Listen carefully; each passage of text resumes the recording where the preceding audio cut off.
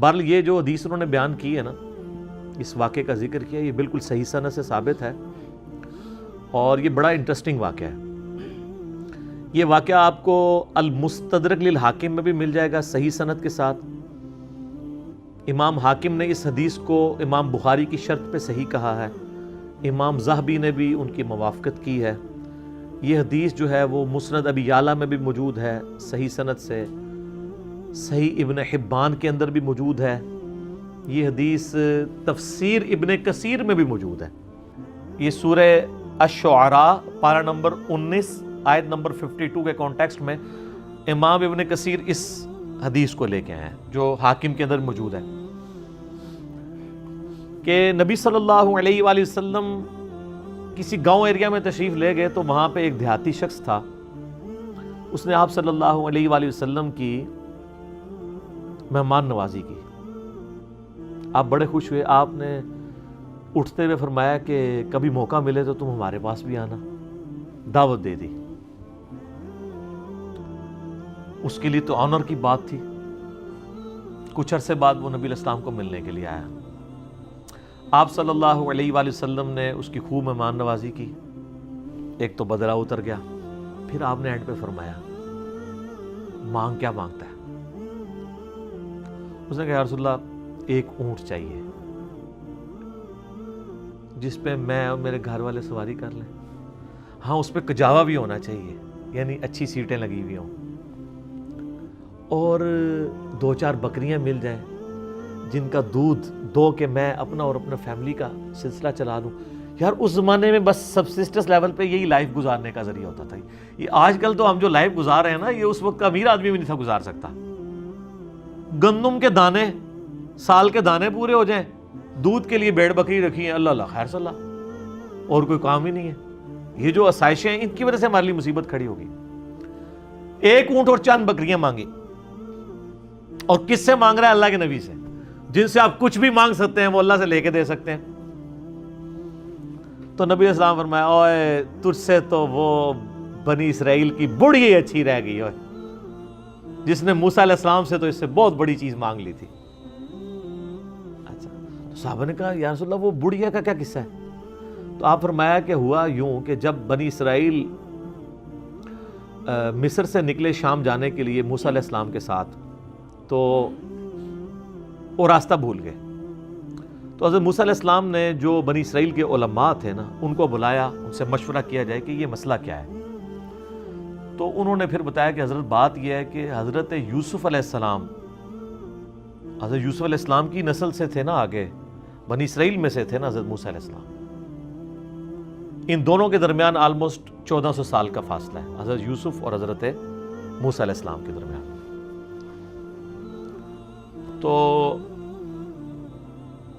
حضرت موسیٰ علیہ السلام کو انہوں نے کہا کہ جب حضرت یوسف علیہ السلام کی موت کا وقت قریب آیا تھا نا، تو انہوں نے بنی اسرائیل سے ایک عہد لیا تھا کہ جب کبھی بھی تم واپس ملک شام گئے نا، کیونکہ اصل ان کا وطن تو شام تھا، وہ تو حضرت یوسف علیہ السلام سورہ یوسف میں آتا ہے نا کہ بکھ کے وہاں تک پہنچے، پھر اللہ نے وہاں ان کو مرتبہ دیا تو بنی اسرائیل وہاں پہ شفٹ ہو گئے۔ لیکن یاد تو اپنے وطن کی ستاتی تھی، ان کو یہ بھی پتا تھا کہ اللہ نے وحی کے ذریعے بتایا ہوگا کہ الٹیمیٹلی آپ ابراہیمی مسکن کی طرف دوبارہ جائیں گے۔ تو انہوں نے یاد لیا تھا کہ جب تم لوگ یہاں سے شفٹ کرو نا، تو میری لاش بھی قبر سے نکال کے لے جانا، مجھے وہاں پہ یروشلم میں دفن کرنا ہے، جو میرا آبائی جگہ ہے۔ حضرت موسیٰ علیہ السلام نے کہا او ہو، یہ تو پھر ہمیں راستہ نہیں ملے گا، یوسف علیہ السلام نے نال کھڑنا پینا ہے، کیونکہ اللہ کی طرف سے ہو رہا تھا۔ ان کا اچھا ٹھیک ہے جی بتاؤ قبر کی طرف، ان کا جی قبر بھی نہیں پتا ہمیں، کیونکہ اس زمانے میں مزار نہیں ہوتے تھے، پوائنٹ ٹو بی نوٹڈ، مزار تو نہیں۔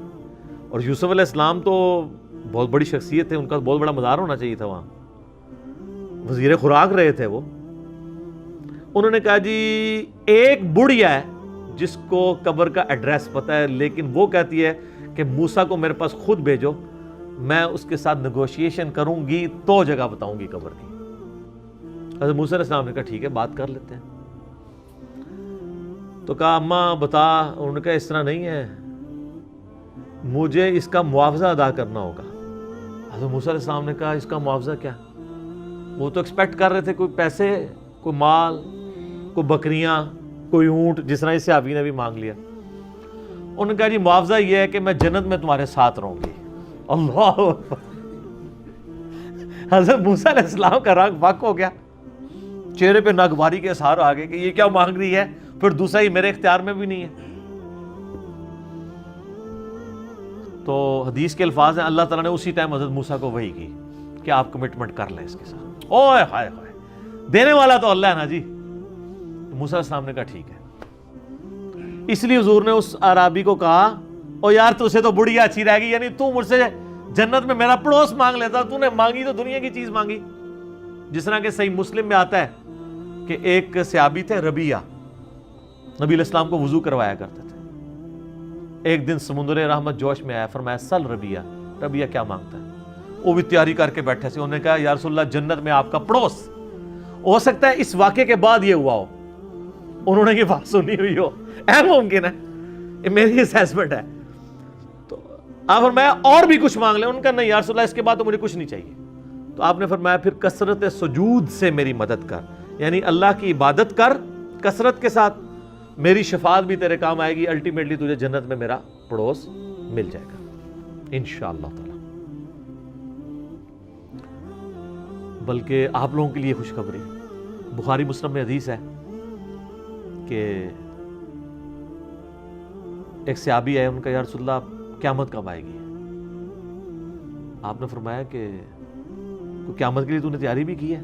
تو اس نے کہا یا رسول اللہ میں تو بس موٹے موٹے دین پہ چلتا ہوں، فرائض پورے کرتا ہوں، کوئی ایکسٹرا نفلی باتیں میرے پاس نہیں ہے. ہاں میں اللہ اور اس کے رسول سے محبت کرتا ہوں. تو آپ نے فرمایا پھر اللہ اور اس کا رسول تمہارے ساتھ ہوں گے. حضرت انس بن مالک کہتے ہیں کہ اسلام لانے کے بعد رسول اللہ کے کسی فرمان سے ہمیں اتنی خوشی نہیں ہوئی جتنا اس فرمان سے ہوئی کہ جو اللہ اور اس کے رسول کے ساتھ محبت کرتا ہے اللہ اور اس کا رسول قیامت والے دن اس کے ساتھ ہوں گے، یعنی اسے بھی پڑوس مل جائے گا. اور پھر حضرت انس بن مالک کے الفاظ ہیں بخاری مسلم میں، اے اللہ میں اللہ سے، اس کے رسول سے، حضرت ابو بکر و عمر سے محبت کرتا ہوں، گو میرے اعمال ابو بکر و عمر والے نہیں ہیں، لیکن یا اللہ مجھے بھی اپنا اور اپنے محبوب کا ساتھ قیامت والے دن نصیب فرما. آمین. ہم بھی دعا کرتے ہیں کہ گو ہمارے اعمال بھی صحابہ اور اہل بیت والے نہیں ہیں، تب بھی اللہ تعالیٰ محض اپنی رحمت سے، اپنے نبی علیہ السلام کی شفاعت سے ہمیں ان مبارک ہستیوں کا پڑوس قیامت والے دن نصیب فرمائے. آمین ثم آمین. اچھا تو اب وہ بڑھیا نے کہا کہ جی میں آپ کو پتہ بتاتی ہوں. اب وہ بڑھیا جناب ان کو ایک تالاب کے اوپر لے آئی. حدیث کے الفاظ ہیں وہ تالاب بھی بالکل سبز ہو چکا ہوا تھا، یعنی بہت پرانا تالاب تھا، کوئی اتنا یوز میں بھی نہیں تھا، کوئی سمجھ لیں آج کل جس طرح کیچڑ والا کوئی جوہڑ ہوتا ہے. اس نے کہا جی اس پانی اس کا نا تالاب کا باہر نکلوائیں، اس تالاب کو خشک کریں. تو تالاب خشک کیا گیا تو اس کی بیسمنٹ کے اندر اس نے نا ایک جگہ لوکیٹ کی کہ یہاں پہ آپ کھودیں، یہاں پہ ان کی قبر ہے. اے دسو کسی لبنی سی اس مانے علم غیب ہی نہیں سی ہوندا، نہیں تو لب جاندہ.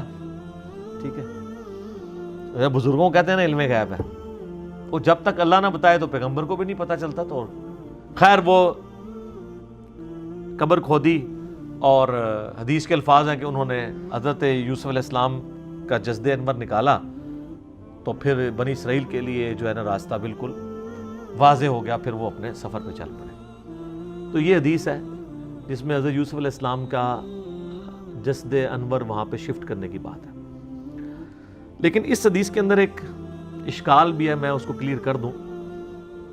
اس حدیث میں الفاظ ہیں کہ حضرت موسیٰ علیہ السلام نے کہا وَاسْتَخْرِجُوا عِظَامَ یوسف، یوسف کی ہڈیوں کو یہاں سے نکالو. اس کی وجہ سے بعض لوگ یہ کہتے ہیں کہ جی یہ تو حضرت یوسف علیہ السلام کا تو جسم معاذ اللہ سلامت نہیں تھا، وہ تو ہڈیاں شفٹ کی گئی ہیں.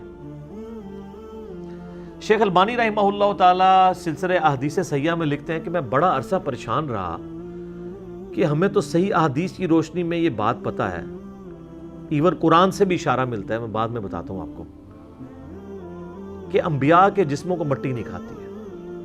تو یہ کیسے ہو سکتا ہے کہ یوسف علیہ السلام کے ہڈیوں کا ڈھانچہ وہاں پہ ہو؟ تو کہتے ہیں میرا مسئلہ حل ہوا جب میں نے سنن نبی داؤد میں وہ حدیث پڑھی نا، حضرت تمیم داری نے کہا یا رسول اللہ صلی اللہ علیہ وآلہ وسلم آپ یعنی کھڑے ہو کے خطبہ دیتے ہیں تو میں آپ کے لیے ایک ممبر نہ تیار کروا دوں جس پہ آپ بیٹھ کے تھوڑی دیر آرام کر لیا کریں. تو اس میں پتہ کیا الفاظ ہیں؟ وہ کہتے ہیں یحمل عظامک، اس ممبر پہ آپ اپنی ہڈیاں رکھ سکیں. ہونا تو چاہیے تھا جسم رکھ سکیں. تو البانی کہتے ہیں کہ وہ مجھے پتہ چلا کہ یہ عرب کے لوگ محاورتاً یہ لفظ بولتے ہیں، یعنی وہ جسم، ہڈیوں کے ایکویلنٹ جسم اور جسم کے لیے ہڈیاں استعمال کرتے ہیں. جیسے ہمارے جسم میں درد ہو تو ہم کیا کہتے ہیں؟ میری ہڈیاں ٹوٹ رہی ہیں. اس کا یہ مطلب نہیں ہوتا کہ فزیکلی کو ہڈیاں ٹوٹ رہی ہیں، جسم میں درد ہے.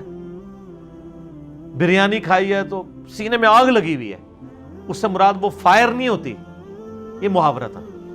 تو کہتے ہیں اس صحابی نے یہ بھی کہہ سکتا تھا یا رسول اللہ جس پہ آپ آرام کر سکیں، اس نے لفظ کیوں استعمال کیے کہ یحمل عظامک، آپ کی ہڈیاں، آپ اپنی ہڈیاں اس پہ رکھ سکیں. تو ہڈیاں اپنی کو رکھ سکتا ہے. تو اس اشکال کا جواب ہو گیا. اب آ جائیں اس آیت کی طرف جو میں نے کہا قرآن میں، وہ سورہ سبا ہے، آیت نمبر 14.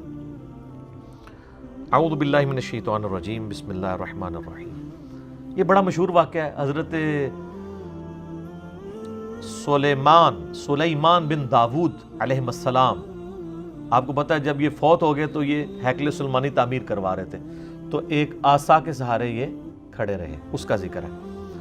فلما قضینا علیہ الموت، جب ہم نے ان پر موت وارد کر دی، ما دلہم علی موتہ الا دابۃ الارض تأکل من سأتہ، تو ان کی موت کی خبر نہیں دی مگر اس زمین کے کیڑے نے جو ان کے عصا کو کھا گیا. اب وہ عصا کے سہارے ظاہر کرسی بھی بیٹھے ہوں گے، یوں کر کے سہارا لیا ہوا ہوگا، جس سے فیل یہ ہو رہا تھا کہ وہ زندہ ہی ہیں. لیکن کسی جن کی یہ بھی جرت نہیں ہوئی ہے کہ روب اتنا تھا کہ کسی کی یہ بھی نہیں جرت ہوئی کہ کہیں فوت ہی نہ ہو گئے ہوں، کہ اٹھ کے نماز بھی نہیں پڑھ رہے، کتنے دنوں سے جسم اسی طریقے سے ہے، اتنی بھی ان کی جرت نہیں تھی، ڈرتے تھے. فلما خر، جب ان کا جسم نیچے آیا، یعنی کیا ہوا کہ وہ دیمک جو ہے نا اس کو چاٹ گئی. تو سر دیمک ایک دن میں نہیں چاٹتی، یہ مہینوں کی گیم ہے کہ وہ عصا کو دیمک کھاتی رہی جب تک وہ ہیکل سلیمانی تعمیر نہیں ہو گیا، ٹیمپل آف سلیمان. تو قرآن کہہ رہا ہے کہ حضرت سلیمان علیہ السلام اس کے سارے پہ رہے، تو اس کا مطلب ان کا جسم بھی سلامت، فریشنس بھی سلامت، آنکھوں کی چمک بھی سلامت، سب کچھ. ادروائز تو ان کو شک پڑ جاتا.